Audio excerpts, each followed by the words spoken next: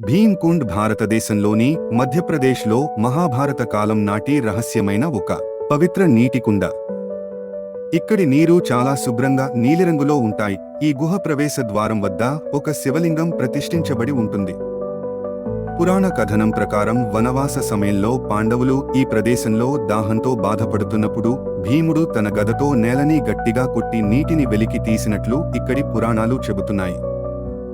ఇంకో కథనం ప్రకారం విష్ణువు కోసం తపమాచరించగా విష్ణువు ఈ కుండ్ నుండి ఉద్భవించినట్లు, అందుకే ఈ నీరు నీలిరంగులో ఉందని చెబుతారు.